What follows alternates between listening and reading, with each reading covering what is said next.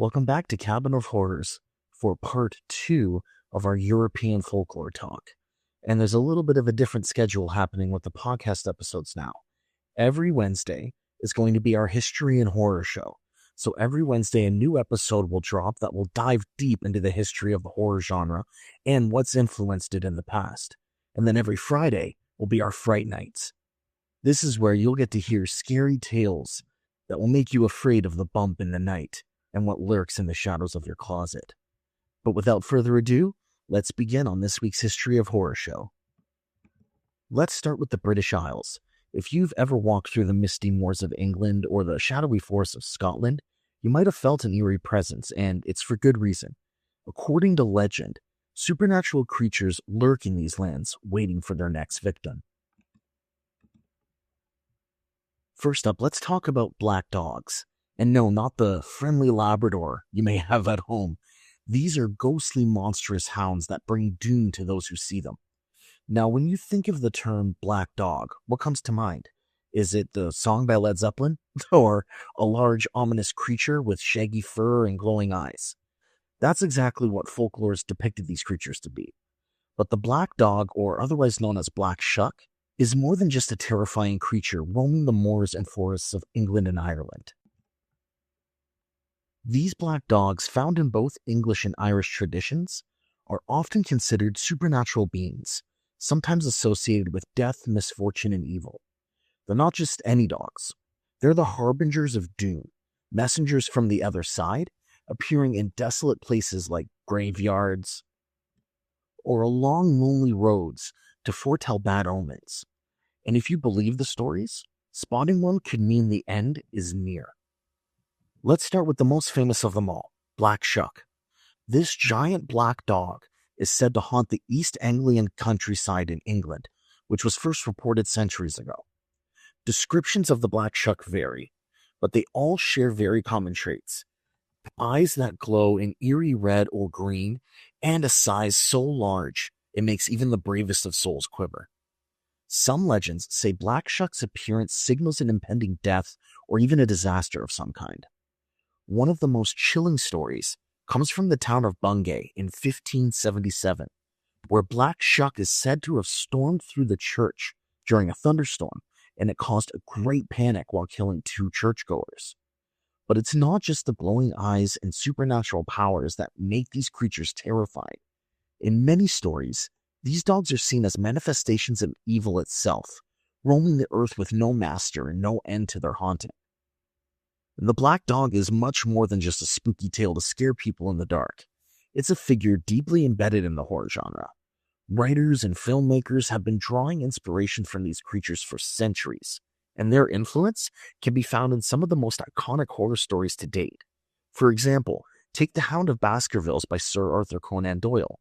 While the creature in the Sherlock Holmes mystery isn't explicitly referred to as a black dog, it certainly draws from the myth. The story features a monstrous supernatural hound that haunts the Baskerville family, just like the black dog of folklore. It's a perfect example of how these eerie creatures can strike terror into the hearts of anyone who crosses their path.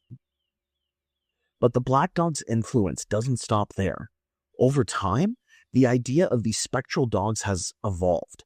In modern horror, they've become more than just an omen of death. Some authors and filmmakers have even used the black dog to symbolize something darker, something internal, like depression. For instance, Winston Churchill, he famously referred to his own struggles with mental health as his quote-unquote black dog. This metaphor has resonated with many, and today we see the black dog as a symbol of the emotional and psychological torment that many horror stories aim to explore. It's not just the physical creature that's haunting. It's the invisible force that weighs heavy on the mind. Now let's fast forward to the present. Modern horror continues to lean into the idea of these creatures, but now they often represent something far more sinister. In films and TV shows, we've seen black dogs as vengeful spirits, demonic entities, or even the physical manifestation of death itself. But the eerie truth is that no matter how they're portrayed, black dogs always seem to be waiting for us at the edge of the story, lurking in the background, watching and waiting for that moment when they can make the terrifying presence known. And when they do, you know something bad is about to happen. So the question is, why does the black dog still haunt us? Maybe it's because these creatures tap into something primal. The fear of death, the unknown, and the dark corners of our world where danger can strike without warning. Whether you're encountering them in folklore, literature, or on the big screen, the black dog is a reminder that some creatures are not just beasts, they're symbols of something far more darker. Now, if you're of Irish or Scottish descent, you may have heard whispers about the banshee. She's a wailing woman, either seen as a ghostly old crone or a beautiful young lady, and she lets out a blood-curdling scream whenever death is near. The banshee, or Banshee as it's called in Irish, translate to woman of the fairy mound. She's a figure that's as eerie as she is tragic, a spirit tied to death, sorrow, and the mystical world of the fae. She's often seen as an omen. The banshee, though, is less a villain and more of a forewarning of the inevitable. But what exactly is the banshee, and how did she come to haunt the imagination of so many? Well, let's take a closer look. So in the rich tapestry of Irish and Scottish myths, the banshee usually is depicted as a woman, sometimes young and beautiful, other times old and haggard, but always with a sorrowful air surrounding her. She's often seen alone, with her figure draped in a cloak, and her hair, long hair, tangled in her hands. Some tales describe her brushing her hair while weeping, while others depict her wailing a mournful cry into the night. But it's that wail that's the key of the banshee. It's so haunting and so blood-curdling, and it truly defines the banshee's role in folklore. Her scream, some say, is the sound of death itself, echoing through the night air, signaling that someone from a specific family is about to pass. And this is no ordinary cry. It's an announcement, a death sentence. Imagine hearing that cry in the dead of night, a wail so loud, so forlorn, that it seems to come from somewhere beyond the grave. That sound would chill you to your bones, and with it, a sense of dread would settle over you. You wouldn't just fear the banshee, you'd fear that inevitability of what she's going to foretell. And in a way, that's what makes her so unsettling. The banshee doesn't actively harm you, at least not directly. Her purpose is far more subtle and sinister. She's the herald of death. She's a messenger and a reminder of our own mortality. And in many ways, this brings her close to the modern-day concept of the ghost, the restless spirit who lingers long after their time has passed.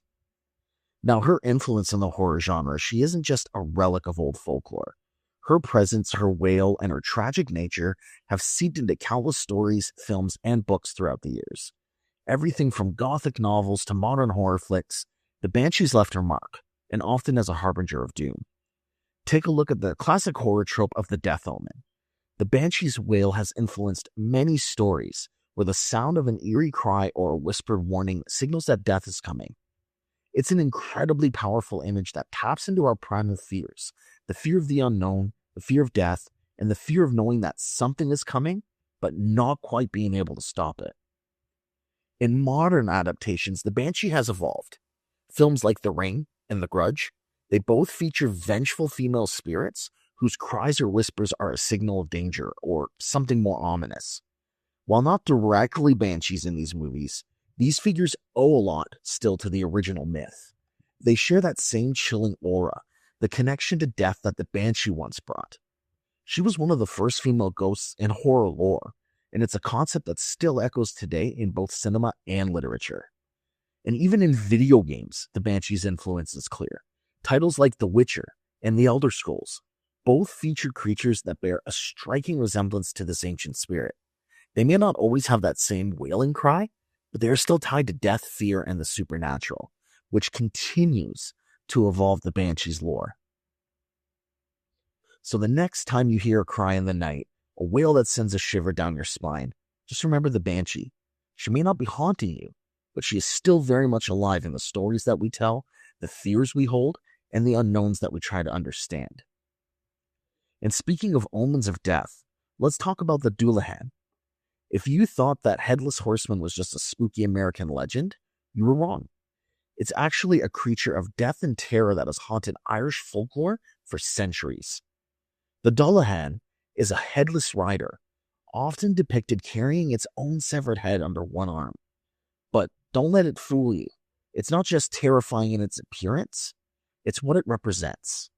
This eerie figure is a harbinger of death, and if you see it, you can bet that death isn't far behind. The Dullahan isn't just some random Ghost Rider, and not the Ghost Rider from Marvel Comics. This creature is a death messenger, a relentless force sent to claim lives. But here's where it gets particularly unnerving. The Dullahan doesn't need to chase its victims down. It actually has a very unsettling power. It calls out the names of those it's meant to kill. So imagine hearing your name whispered on the wind, followed by the terrifying sound of galloping hooves. When he calls your name, your fate is certainly sealed. The Dullahan also has the power to open gates and doors without touching them, and it doesn't just ride through the countryside at random. Where it stops, death will follow. Signs that you know someone is about to meet their end is the Dullahan's eerie glowing eyes and the laughter of its head as it swings beneath its own arm. But it's not just the headless rider we're dealing with here. The Dullahan's severed head is more than just a gruesome detail. In some tales, the head is described as having glowing eyes, a horrifying grin, and hair that moves as if it's alive. It's almost as if the head itself is still watching, seeking its next victim, even as it's carried by its own rider. And this is not just folklore. The Dullahan's influence on the horror genre has been profound, inspiring figures like, of course, the Headless Horseman. I'm sure you've probably heard the story before, but what you might not know is that the Headless Horseman was directly inspired by the Dullahan's Irish roots. And it's the same Headless Horseman you find in Washington Irving's The Legend of Sleepy Hollow. This story has since been adapted into countless films, books, TV shows, which has cemented the Dullahan's legacy in the world of horror.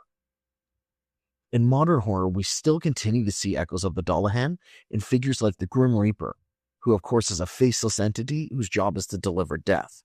Or even in more recent stories like the Final Destination series, where death always seems to be lurking just around the corner. Now, the terrifying part isn't just the creature itself, it's the message behind it, that death is inevitable and no one can escape it. The Dullahan, with its headless form and its relentless pursuit of those whose name it calls, is a reminder that death is always just a few steps behind. Now, let's head to mainland Europe, where folklore tales take an even darker turn. From werewolves to witches, these legends have fueled some of the most terrifying horror stories ever told. Now, forget everything you know about Hollywood werewolves. In France, they had the loup-garou. Unlike modern werewolves, these creatures could transform at will, often as a punishment for breaking religious laws or even dabbling in witchcraft. The loup-garou literally means wolfman. It's a terrifying creature from French folklore, a shapeshifter who transforms from human to wolf. The legend dates back to the Middle Ages, and its roots run deep in French superstition. But here's where things get interesting. There's no single version of the loup-garou.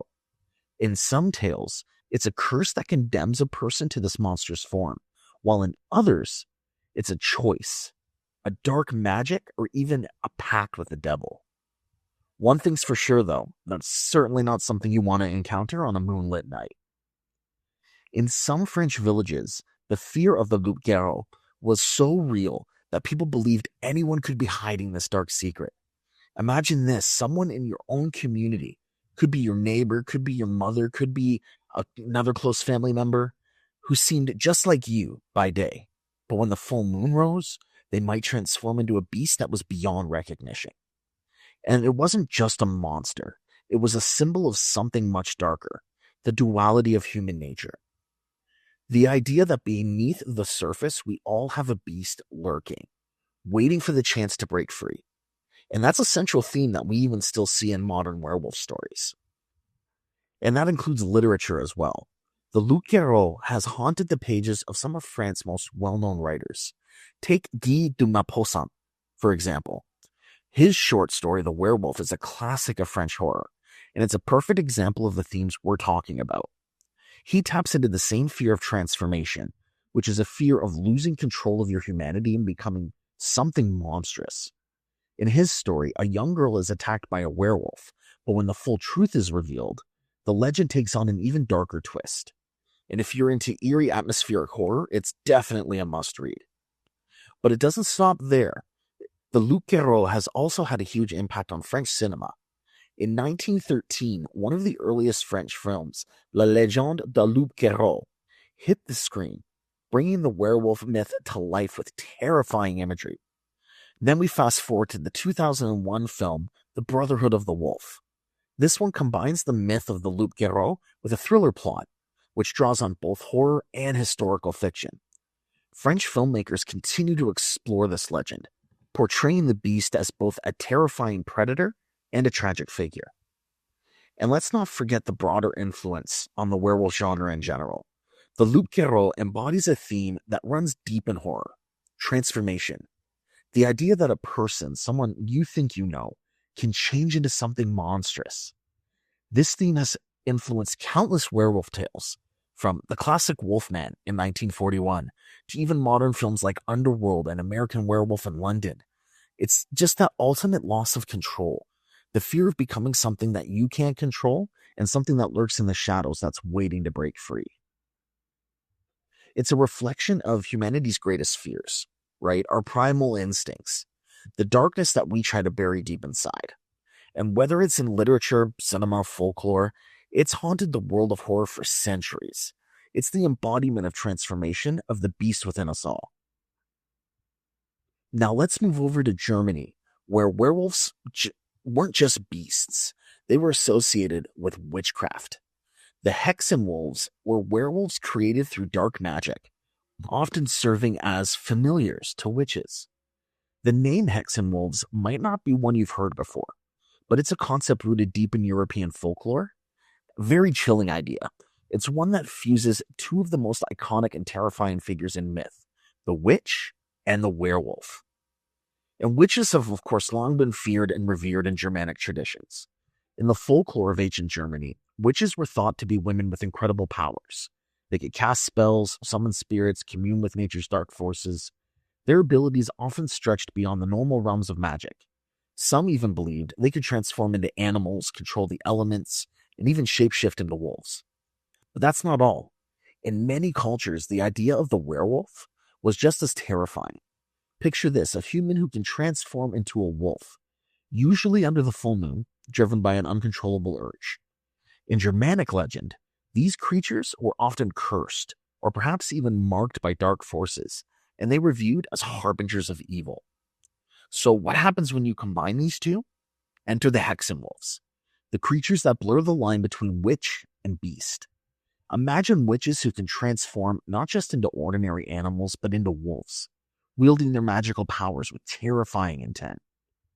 Some legends say that these witches, or hexen, didn't just change into wolves on their own. They could also command a pack. These wolves weren't just wild animals. They were protectors of sacred knowledge, guardians of ancient forbidden rituals. Picture a group of witches conjuring wolves to do their bidding, or even worse, a single witch, standing tall in the heart of the forest, with her eyes glowing as she calls upon the wolves to hunt for her. That's a terrifying imagery to have in folklore. The Hexenwolves were said to dwell in dark, remote forests and mountains, places where the veil between the living and the supernatural was thin. Their powers were feared by common folk, who believed that encountering a Hexenwolf could mean death or worse, a curse that would actually turn you into one of them. These creatures were more than just terrifying beings. They represented a fusion of the human and animal, a reminder that the supernatural was alive and well in the darkest corners of the world. Witches in this lore were not just spellcasters, they were forces of nature, able to channel the raw, untamed power of the wilderness. And that is why the Hexenwolves hold such a powerful place in horror storytelling. They represent the fear of what we don't understand, nature and the unknown, and also the terrifying idea that the line between humanity and animal is much thinner than we think. The influence of Hexenwolves can be seen in stories about witches, werewolves, and the blending of the two. Whether it's in films, books, or even video games, the mythology of witches controlling wolves or even becoming wolves themselves continues to be a rich source of terror. It's a perfect mix of magic, transformation, and primal fear that still captivates us today. Now, as we move on to our next folklore piece, This might be one that relates a little bit to you. If you've ever woken up in the middle of the night, paralyzed with fear, you might have experienced what folklore calls the Druid, a sinister presence straight out of German folklore. Now imagine this. You're lying in bed, trying to drift off to sleep, but suddenly you feel trapped.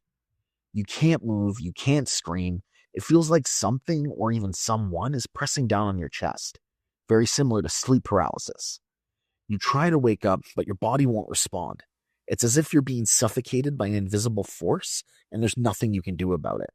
Which sounds pretty terrifying, right? Well, that's exactly what the Druid was believed to do. This malevolent creature was thought to cause sleep paralysis, a phenomenon where you wake up but your body is still frozen.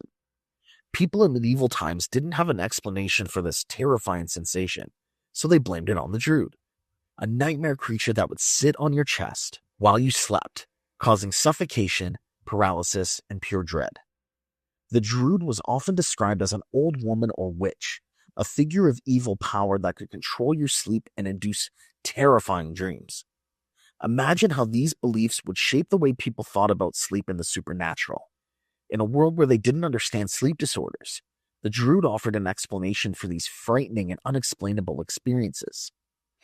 Now we fast forward to the newcomer, another creature, which this time comes from Australian folklore.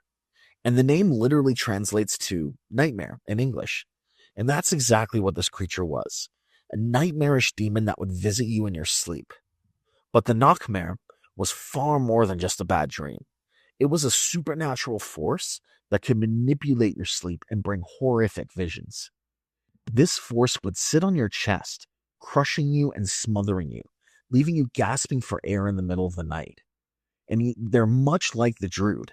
They were associated with suffocation and the terrifying feeling of being trapped. Some legends even suggest that it was a harbinger of death, bringing misfortune or illness to those it visited. And it could take many forms. Sometimes it was a shapeless, oppressive presence. Other times it took on animal-like characteristics, or even a dark, twisted humanoid figure. But what really makes the newcomer fascinating is how it's connected to the way we view nightmares and the supernatural in modern horror. It wasn't just a bad dream. It was something that actively tormented you, something that could take control of your very mind while you slept. It was the epitome of a nightmare made flesh, a manifestation of everything we fear about losing control of our own consciousness. And this idea of being attacked while asleep, of something or someone invading your dreams, it's a core theme in modern horror. And I know what you're probably thinking already. Nightmare on Elm Street, where Freddy Krueger haunts people in their sleep. He's essentially the newcomer of contemporary horror. He's a demon who preys on people when they're at their most vulnerable, while they sleep. But Freddy's only one example. The idea of sleep as a realm where the supernatural can come to life has been explored in countless films, books, and TV shows. But these legends didn't just influence movies. The fear of something tormenting you in your sleep is a universal one, and it speaks to our deepest anxieties. What if the line between the real world and the dream world starts to blur? What if just for a moment your nightmares become all too real? The Druid and the newcomer are reflections of these ancient fears, fears that continue to haunt us in the darkest hours of the night. With all of these ghostly legends, the supernatural stories of Western Europe continue to influence modern horror. Now let's talk about the White Lady.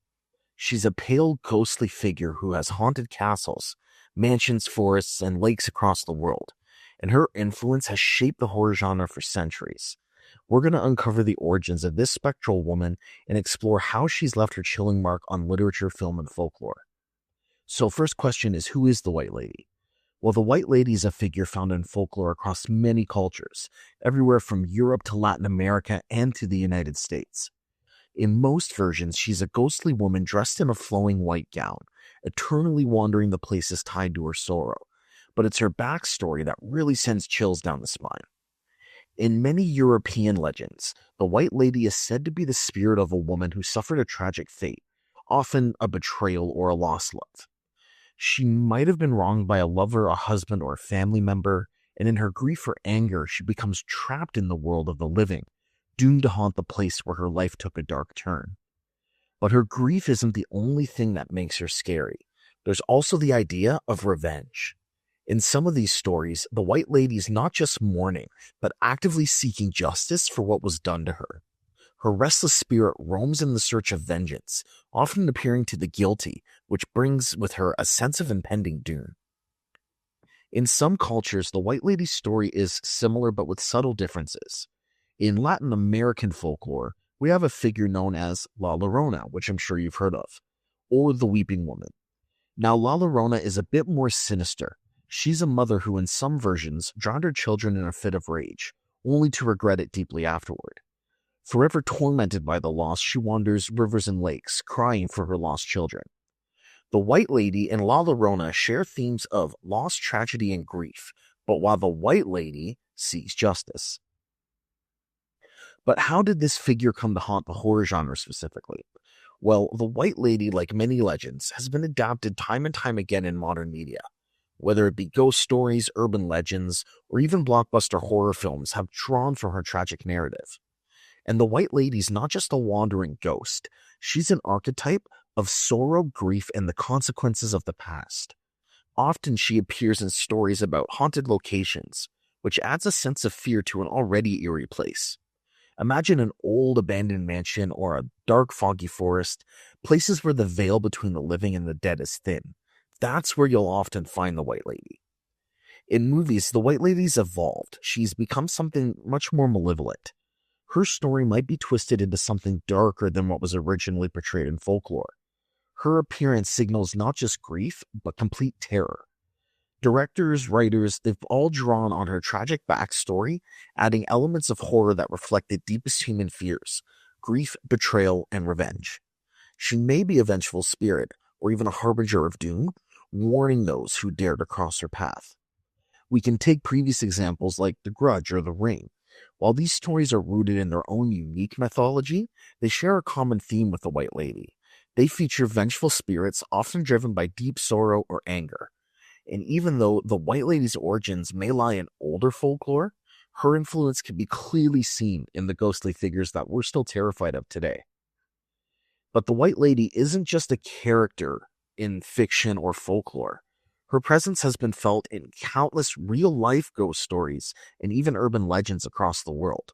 Haunted castles in Europe, abandoned mansions in the US, and mysterious lakes in Latin America are all places where her ghost is said to still appear, warning people of the darkness that lurks beneath the surface.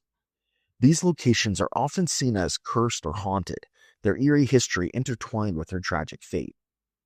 Her ghostly form often appears near these sites of her own death, by the lake where she drowned, or in the castle where she was betrayed. And when she appears, it's often accompanied by an overwhelming sense of cold and a feeling of dread, sometimes even strange occurrences like unexplained noises or visions. If you've ever heard whispers in the dark or maybe felt a sudden chill, you know the kind of terror that she brings with her. And the White Lady is still kept so relevant in the horror genre as well, because of her mix of sorrow and danger that gives her the staying power in the horror genre. She represents loss, grief, and the haunted consequences of the past.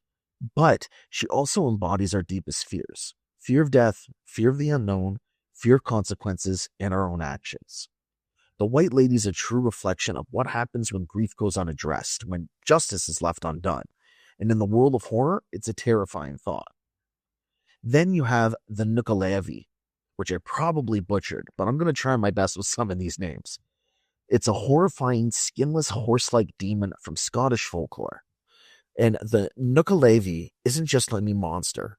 It's a fusion of human and horse, wrapped in decaying flesh, a creature that's just more nightmare than reality. Picture this: it's a horse with its skin completely rotted away, leaving only bone beneath. And it has a twisted human torso slung across its back. And if that wasn't enough, it has really no skin at all, just muscles, veins, and blood vessels exposed for all to see. It doesn't just look terrifying, it also reeks of decay, and its mere presence can bring sickness, death, and ruin to anything it touches. Its glowing red eyes pierce through the darkness, and it moves like something that doesn't belong in this world. It kind of looks like it's floating over the ground, just a monstrous blur of decay and menace. Its breath was known to kill crops, poison water, and leave behind a trail of death and despair. But where did this terrifying creature come from? Well, like most legends, there are many versions of the tale. Some say it rose from the sea, some say it was a curse upon humanity for its sins, while others believe it's the embodiment of nature's wrath, a creature born to punish the arrogance of humankind. But whatever the origin, its legend is just as chilling as the creature itself. The Nuka-Levi's influence on the horror genre is undeniable. It's a creature that embodies everything we fear about the unnatural, the grotesque hybrid, the boundary between man and animal. It has a skinless form which gives it impossible anatomy, taps into one of the most unsettling subgenres of horror, which I totally agree with as body horror. I don't know about you guys, but body horror is one of the few subgenres that actually gets me. Think of how that subgenre distorts the human form, like twisted creatures you might find in a David Cronenberg film. That unease and that deep primal fear of something wrong with the human body is a fear that sometimes inside is just not right. And that's what the Nuka-Levi brings to the table. It also fits perfectly into the genre of supernatural horror, where the laws of nature are bent or broken. And the Nuka-Levi doesn't follow the rules. It can spread illness, cause death, and decay the very land that it walks on. And that's a type of malevolent power that can't be fought off by traditional means. Imagine a creature that brings ruin wherever it goes, something as unnatural as it is unforgiving. But let's go even deeper. The Nuka-Levi also taps into a specific kind of cosmic horror. If you're familiar with the works of H.P. Lovecraft, you'll recognize a pattern here. The Nuka-Levi, very much like Lovecraft's monsters, represents an ancient, incomprehensible terror from the void, a thing beyond human understanding, a being so horrifying that simply encountering it might shatter your mind. It also speaks to a theme that's been central to horror since its inception, the fear of nature's wrath. It's not just a monster, it's a force of nature, something ancient and primal that punishes humanity for its hubris.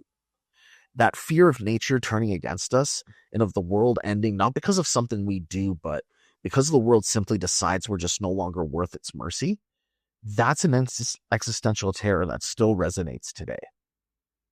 And I'm sure you've probably seen creatures like this appear in modern horror, whether it be films, video games, or books. It's the eerie combination of man and beast, that body horror that distorts the natural order. And it's something that filmmakers and authors have loved to explore over the decades. If you've ever played the video game Bloodborne, for example, you've seen similar horrifying creatures that challenge what we understand as human. Whether it's in the unsettling visuals of a Lovecraftian horror or in the physical horror of creatures like the Nuka-Levi, this legend continues to inspire creators around the world. But perhaps the scariest thing about it is how real it feels. In the darkness of night or during a thunderstorm, when the wind howls and the world seems just a little bit off, you can almost feel its presence, just beyond your sight. It's not just a story, it's a reminder that there are things in the world that we just can't understand, things that can bring ruin without warning. And it's incredible how these ancient legends have shaped the horror stories that we consume today. From the banshee screams to the howls of the loup-garou, the eerie myths of Western Europe really continue to haunt us through books, films, and urban legends. So next time you watch a horror movie or you hear a strange sound in the dark, remember, these stories have been with us for centuries, and maybe, just maybe, there is some truth behind them. I want to thank you all for tuning into this episode of Cabin of Horrors. If you enjoyed this episode, be sure to subscribe, leave a review, and join me next time as we uncover even more terrifying history of horror. Until then, stay spooky.